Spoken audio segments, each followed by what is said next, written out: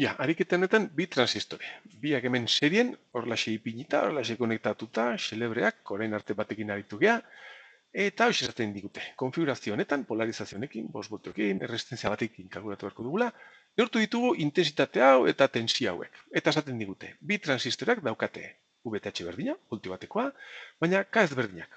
Orduen, balio hauekin, neurtutako balio hauekin eta zirkuito honekin, ebatzi transistore bakoitzaren bere K parametroa. Ezberdina dela bi kasuetan. Bale, orduen ia hasi gaitezen pensatzen. Erditik entzen banaiz, ia hasi gaitezen pensatzen hemen. Zer daukagu? Hemetxe. A ber, hemen 3,5 voltio. Hemen neurtutako intensitatea hauxe. Esaten digute R kalkulatzea. Baita ere, R balio. Hau, hemen home egiten badegu, hau zuzunean atera barzaigu. R izan behar da, bere tensio diferentzia, bost, ken 3,5 zati pasatzen zaion intensitatea. Dela 0,12 miliamper. Edo 120 mikroamper. Eta hau, ateratzen zan, bila ikusi zagut, bostken, oza, 1,5 voltio, zati 0,12 minus 6, minus 3. 12 kilomio eta erdi, 12,5 kilo ohmio. Horixe, hau kalkulatu da. Bale, kontakia bat. Bale, orain, a ber, zer gertatzen zaigu, hemen daukagu D eta G muturrak transistorenetan konektatuta. Hau izango zen, orduen VDS eta VGS berdina izango zen, egoera honetan gogoratzazue, egoera honetan beti egon behar da asetuta, zeren egoera honetan beti bete behar da hau. VGS dala VDS berdina, honik entzen baldin badigu zerbait, hau beti bete behar da. VDS beti izan behar da haundiagoa kentzen baldin badigu zerbait konparatzen badigu. Bale, orduen asetuta beti. Asetuta. Ereduak ez ditu jarri behar. Baina bai ere behar dudala formula. Ia jarri zagun azetasunaren formula betikoa.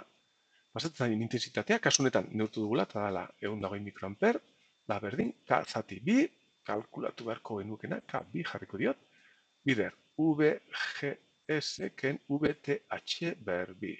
VTH ematen digute, voltio bat. Eta VGS neurtu digute, begira, hau 3,5 baldin bada eta hau 1,5, orduen hau izan berda, bi. Orduen kalkulatu ezakegu zuzenean, ia.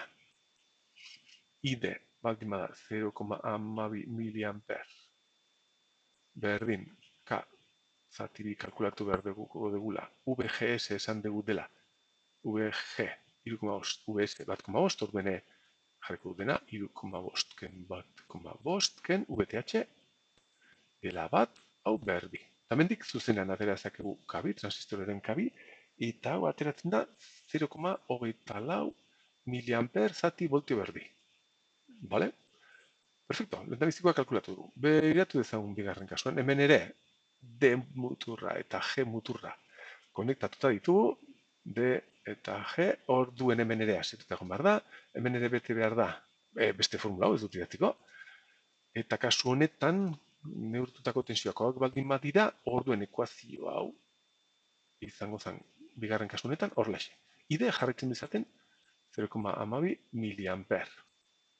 Orain K bat daukagu transistore honetan, zati bi, eta hemen neurtutako tensioak VGS izango zen VG dala hau 1,5, ken VS dela 0, ken VTH dela bat, berbi. Tamendik zuzenean kalkulatu dezakegu K bat, eta hemen ateratzen da 0,86 miliamper.